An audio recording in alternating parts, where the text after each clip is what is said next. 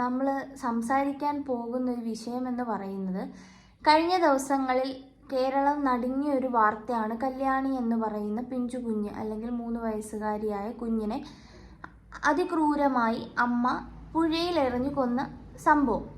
അപ്പോൾ അന്നൊക്കെ ചിന്തിച്ചിട്ടുണ്ടായിരുന്നു, ഇവക്ക് എങ്ങനെയെങ്കിലും മരിച്ചുകൂടായിരുന്നു, ഇവളെന്തിനാണ് കുഞ്ഞിൻ്റെ ഭാവി, അതിന് മാനസികമായ ശാരീരികമായ ഒരു രീതിയിൽ ഈ ലോകത്ത് എന്താണ് നടക്കുന്നത്, അതിൻ്റെ ചുറ്റുപാടിൽ എന്താണ് നടക്കുന്നത് പോലും അറിയാത്ത പിഞ്ചു കുഞ്ഞിനോട് ഇവൾ എന്തിനാണ് ഇത് ചെയ്തത്, ഇവക്ക് ഒന്നും പറ്റിയില്ലെങ്കിൽ ഇവക്ക് അങ്ങ് മരിച്ചാൽ പോരെ, ഇവൾ തന്നെ ചാടി ചത്താൽ പോരെന്നൊക്കെ ചിന്തിച്ചിട്ടുണ്ടായിരുന്നു. അപ്പോൾ അതിനുശേഷമാണ് കുഞ്ഞിൻ്റെ പോസ്റ്റ്മോർട്ടം റിപ്പോർട്ട് വരികയും കുഞ്ഞ് പീഡനത്തിന് ഇരയായെന്നൊക്കെ അറിയുന്നത്. അപ്പോൾ അന്നൊന്നും ഈ ഒരു വിഷയത്തിനെ കുറിച്ച് ചർച്ച ചെയ്യാൻ ഒട്ടും താല്പര്യമില്ലായിരുന്നു. കാരണം നമുക്കിത് പറയാനും കേട്ടിരിക്കുന്ന നിങ്ങൾക്കും അത് ബുദ്ധിമുട്ട് തന്നെ ആയിരിക്കും. കാരണം അത്രത്തോളം വിഷമം ഉണ്ടാക്കുന്ന ഒരു വിഷയമാണ് ഇത്. എന്തായാലും ഇതിപ്പോൾ പറയാൻ കാരണം, ഇതിപ്പോൾ ഇതിനെക്കുറിച്ച് സംസാരിക്കാം എന്ന് തോന്നിയത് കഴിഞ്ഞ ദിവസം, അതായത് ഇന്നലെ കേരളീയം അങ്ങനെയാണെന്ന് തോന്നുന്നു, കേരളീയം ന്യൂസ് എന്ന് പറയുന്ന ഒരു ചാനലിൽ ഈ കുഞ്ഞിൻ്റെ അച്ഛൻ, അതായത് ഈ മരണപ്പെട്ട കുഞ്ഞിൻ്റെ അച്ഛൻ എന്ന് പറയുന്ന ആൾ, അച്ഛനൊന്നും അയാളെ വിളിക്കാൻ കൊള്ളത്തില്ല, ഉള്ള കാര്യം പറയാമല്ലോ, അച്ഛനെന്ന് പറയുന്ന അവൻ കുറച്ച് ചോദ്യങ്ങൾക്ക് റിയാക്ട് ചെയ്തിട്ടുണ്ടായിരുന്നു. എന്ന് വെച്ചാൽ ആ റിപ്പോർട്ട് ചോദിക്കുന്ന ചോദ്യത്തിന് മറുപടി പറഞ്ഞിട്ടുണ്ട്. ഈ മറുപടി അത്ര സുഖകരമായിട്ട് തോന്നിയില്ല. അതുകൊണ്ടാണ് ഇതിപ്പോൾ സംസാരിക്കാം എന്ന് വെച്ചത്. വളരെയധികം കൂളായിട്ട് മാത്രമാണ്, ഇങ്ങനെയാണോ ഒരു കുഞ്ഞിൻ്റെ സ്വന്തം ചോരയാണ്, അതും ആ കുഞ്ഞ് മരണപ്പെട്ട സാഹചര്യം, അത് അനുഭവിച്ച ക്രൂരതകൾ, സ്വന്തം വീട്ടിൽ നിന്നാണ് ഇതെല്ലാം, അയാളുടെ ഉപേക്ഷ കുറ്റം കൊണ്ടാണ് സംഭവിച്ചത്, അയാളുടെ നോട്ടം ഇല്ലായ്മ കൊണ്ടാണ് എന്ന് ഒരു വിധത്തിലുള്ള കുറ്റബോധവും ഇല്ലാതെ സംസാരിക്കുന്ന നിലയിലുള്ള ആ വർത്താനം, ആ ഒരു രീതിയിലും ഒരു വിഷമവും ഇല്ലാത്ത രീതിയിൽ വളരെ കൂളായിട്ട് സംസാരിക്കുന്ന ഒരു വ്യക്തി. എന്തായാലും നിങ്ങൾ ബാക്കിയൊന്ന് കേട്ടിട്ട് നമുക്ക് സംസാരിക്കാം. ഈ കൊച്ചിനെയും ബ്രദറിനെയും കൂടെ നേരിട്ട് അവർ തമ്മിൽ ഇടപെടുന്നതായിട്ട് ലാസ്റ്റ് കണ്ടപ്പോഴാണ് അത് ഇപ്പോഴും കണ്ടുകൊണ്ടിരിക്കുകയാണുള്ളത്. അവർ തമ്മിൽ യാതൊരു കുഴപ്പമില്ല. എൻ്റെ അനിയനെ എൻ്റെ കൊച്ചു വിളിക്കണം, സിംഗേന്ന് വിളിക്കും, എടാന്ന് വിളിക്കും, കൊച്ചിച്ചാന്ന് വിളിക്കും, പല രീതിയിൽ വിളിക്കും, സുധീ എന്ന് വിളിക്കും, പേര് അവൾ അങ്ങനത്തെ ഒരു ക്യാരക്ടറാണ്. എന്നെ ഇടയ്ക്കിടാന്ന് വിളിക്കാറുണ്ട്. അവർ തമ്മിൽ എപ്പോഴും ഞങ്ങൾ ഇത് കണ്ടില്ലേ, വീട് തമ്മിലുള്ള ഗ്യാപ്പ് കണ്ടില്ലേ, ഒരു കുടുംബം ഒറ്റ വീട്, എല്ലാ വീടും അങ്ങനെ തന്നെയാണ്, ഒറ്റ വീടായിട്ട് തന്നെ ഞങ്ങൾ കണ്ടിട്ടുള്ളൂ. അങ്ങനെ ഞങ്ങൾ കഴിഞ്ഞുകൊണ്ടിരുന്നത്. ഇപ്പം ഇവിടെ എല്ലാ വീടുകളിലും പിള്ളേരുണ്ട്, ഞങ്ങളെല്ലാവരും പോണതാ. ഈ പോസ്റ്റ്മോർട്ടം റിപ്പോർട്ടിൽ പറയുന്നത് ഈ മരണപ്പെട്ട ദിവസവും അവരൊന്ന് ബന്ധപ്പെട്ടു പീഡിപ്പിച്ചു എന്നാണ് പറയുന്നത്. കണ്ടോ, അയാൾക്ക് 100 നാവാണ് അയാളുടെ അനിയനെ കുറിച്ച് പറയാനുള്ളത്. സ്വന്തം അനിയനും ആ കുഞ്ഞും തമ്മിലുള്ളത് എന്താണെന്ന് അയാൾ പറഞ്ഞത്, ചിലപ്പോൾ ചെറിയച്ചാന്ന് വിളിക്കും, ഡാന്ന് വിളിക്കും. എടോ മണ്ട, ആ കുഞ്ഞിൻ്റെ വിശ്വാസത്തെ അയാൾ മുതലെടുത്തു. സ്വന്തം കുഞ്ഞിനോടാണ് ഈ ക്രൂരത ചെയ്തത് എന്ന് ഓർക്കുമ്പോൾ തനിക്ക് കുറച്ചെങ്കിലും പറയാൻ വാക്കുകളില്ല. കാരണം ഇത്രയും മനസാക്ഷി ഇല്ലാത്തൊരു തന്ത, ഇങ്ങനെ ഒരു തന്ത കിട്ടാതിരിക്കട്ടെ എന്ന് ഞാൻ ആത്മാർത്ഥമായിട്ട് പ്രാർത്ഥിക്കുന്നു. ആർക്കും ഇനി ഒരു കുഞ്ഞു ചെറുക്കനും കൂടെ അവിടെ വളരുന്നുണ്ട്. ഇതൊക്കെ കണ്ടാണ് ആ ചെറുക്കനും ആ കുഞ്ഞും അവിടെ വളരുന്നത് എന്ന് ആലോചിക്കുമ്പോൾ വളരെയധികം സങ്കടം തോന്നുന്നുണ്ട്. അമ്മ ഇതൊക്കെ ഒരച്ഛനും അമ്മയ്ക്കും ഒരു കുഞ്ഞിൻ്റെ പൂർണ്ണ ഉത്തരവാദിത്തമുള്ളത്. ഇതൊക്കെ അമ്മ വന്ന് പറഞ്ഞാലേ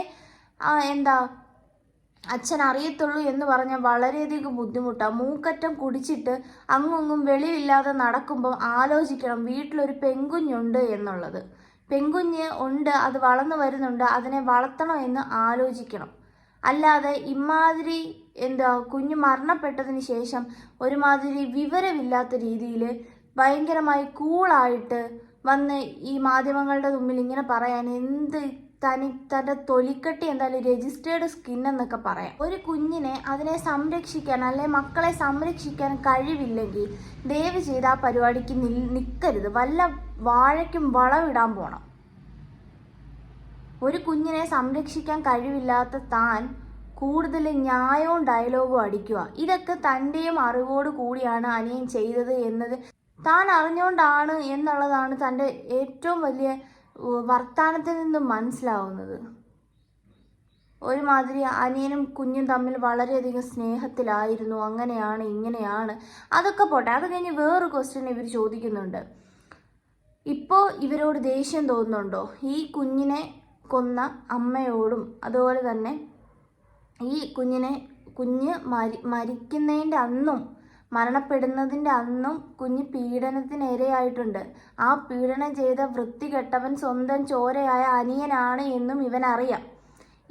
ഇവരോട് ദേഷ്യമുണ്ടോ എന്ന് ചോദിക്കുമ്പോൾ ആ മഹാൻ പറയുന്ന വേറൊരു മറുപടിയും കൂടെ ഞാനിവിടെ കൊടുത്തേക്കാം. നിങ്ങൾ ജസ്റ്റ് ഒന്ന് അതും കൂടെ ഒന്ന് കേൾക്ക്.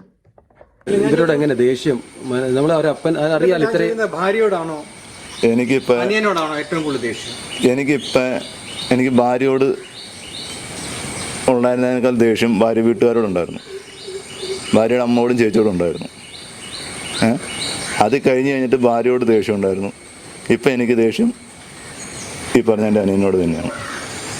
ഇയാളോട് ദേഷ്യമുണ്ടോ എന്ന് ചോദിക്കുമ്പോൾ അയാൾ ഭാര്യ വീട്ടുകാരോടും ഭാര്യയുടെ അമ്മായിയോടും അമ്മായി അച്ഛനോടും അമ്മയുടെ നായരോടും ഒക്കെയാണ് അയാൾക്ക് ദേഷ്യമുള്ളത്. അയാൾക്ക് അനിയനോടൊന്നും ദേഷ്യമില്ല. അനിയനെ എങ്ങനെയെങ്കിലും പുറത്ത് കൊണ്ടുവരാനുള്ള ശ്രമത്തിലാണ് പുള്ളിക്കാരൻ. ആ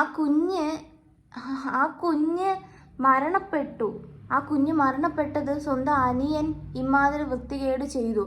ഭാര്യ കുഞ്ഞിനെ പുഴയിൽ എറിഞ്ഞു. ഭാര്യയെ കുറ്റം പറയുന്നുണ്ട് ഇടയ്ക്കൊക്കെ, അവൾക്ക് ഒരുവിധ മാനസിക രോഗവും ഇല്ല എന്നുള്ളത്.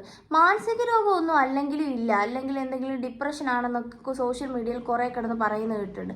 ഒരു കുന്തോ അല്ല, അഹങ്കാരം. മാനസിക രോഗമോ ഡിപ്രഷനോ ഒക്കെ ആയ സ്വന്തമായിട്ട് അങ്ങ് ചെയ്താൽ എന്തായിരുന്നു? എന്തിനാണ് ഈ കുഞ്ഞിനെ ഇങ്ങനെ കൊലപ്പെടുത്തിയത്?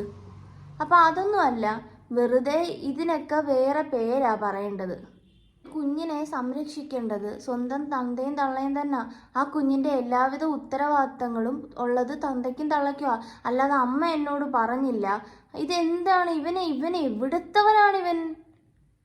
എന്നോട് അവൾ പറഞ്ഞില്ല. പറഞ്ഞിട്ടാണോടോ സ്വന്തം വീട്ടിലെ കാര്യങ്ങളൊക്കെ താൻ അറിയുന്നത്? പറഞ്ഞിട്ട് വേണോ താൻ അറിയാൻ? കൊള്ള, എല്ലാം വാരി അണ്ണാക്കി വെച്ച് കൊടുത്താലേ ആശാൻ വിഴുങ്ങത്തുള്ളെന്നാ പറയുന്നത്. അന്ന് ആ കുഞ്ഞ് മരണപ്പെട്ട ദിവസങ്ങളിൽ അച്ഛനും ഈ പറയുന്ന അനിയെന്ന് പറയുന്ന വൃത്തികെട്ടവനും തമ്മിൽ എന്ത് കരച്ചിലായിരുന്നു. ഇനി ഞാൻ ആരെ കുഞ്ഞാന്ന് വിളിക്കുമെന്നൊക്കെയാണ് അച്ഛൻ അന്ന് പറഞ്ഞത്.